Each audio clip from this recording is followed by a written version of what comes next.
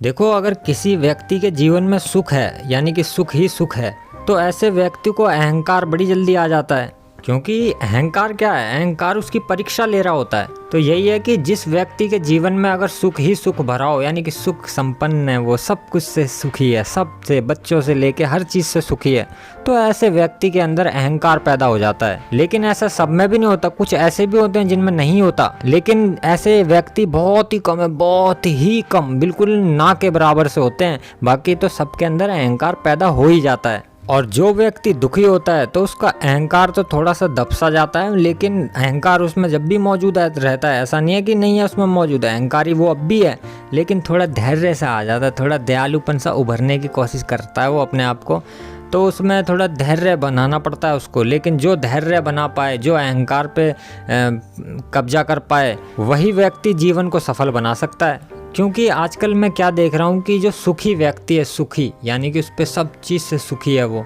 तो वो सुखी व्यक्ति भाई बड़ा अहंकारी हो रखा है, बहुत ही ज़्यादा अहंकारी हो रखा है।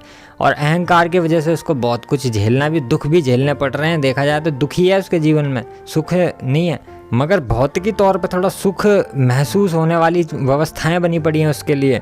तो ऐसा व्यक्ति बड़ा अहंकारी हो जाता है। और अहंकार में वो किसी को नहीं देखता, ना उसके सामने कोई छोटा है ना उससे कोई बड़ा है, सब उसके नीचे रहते हैं, उससे उच्चतम उत्तीर्ण मतलब और कोई है ही नहीं उससे बढ़िया इंसान इस दुनिया में, वो ही सर्वश्रेष्ठ हो जाता है। लेकिन उन व्यक्ति को ये नहीं पता होता कि ये जो अहंकार आ रहा है ये हमारी परीक्षा ले रहा है, एक तरीके से इस परीक्षा में हमें पास होना है। मगर वो तो सुख की चकाचौंध में ऐसे फंसे पड़े हैं कि बस अहंकार को में जी रहे हैं, लिप्त हो रखे हैं बुरी तरीके से, और वो परीक्षा ले रहे हैं, ये तो उन्हें पता ही नहीं है, उनके लिए कोई परीक्षा जैसा कुछ चीज़ ही नहीं है। लेकिन अगर कोई व्यक्ति इस चीज़ को समझता है तो वो अहंकार को समझता है कि अहंकार मेरी परीक्षा ले रहा है, और अहंकार की परीक्षा में पास हो जाता है, वह व्यक्ति एकदम सफल जीवन जीता है। और ऐसे ही अगर कोई दुखी व्यक्ति है और वो धैर्य रख के रखता है कि कोई नहीं, ये वक्त भी एक दिन गुजर जाएगा, कोई नहीं, ये वक्त भी एक दिन गुजर जाएगा, और धैर्य बना के रखता है वो, तो वह भी उस उत्तीर्ण हो जाता है, पास हो जाता है। उसके बाद उसको भी सुख की अनुभूति होती है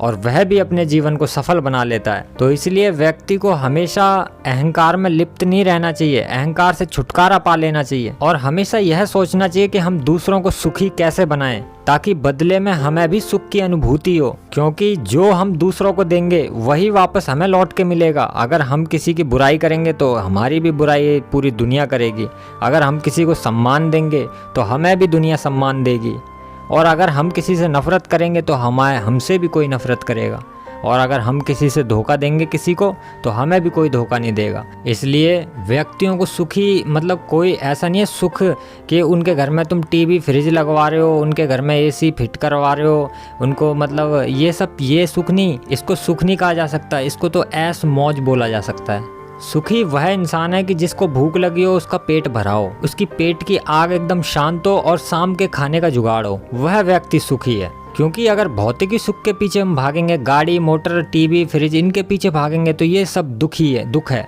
सर्वम दुखम। सुखी व्यक्ति पेट भरने के बाद सिर्फ अपने चिंतन करता है, मनन करता है ईश्वर का, और अहंकार कभी भी नहीं रखता है। अहंकार को तो वो त्याग देता है, उसमें होता ही नहीं है अहंकार, और बस उस अहंकार की परीक्षा में से पास होने के बाद में वह अपने जीवन को सफल बना लेता है। ओम नमः शिवाय।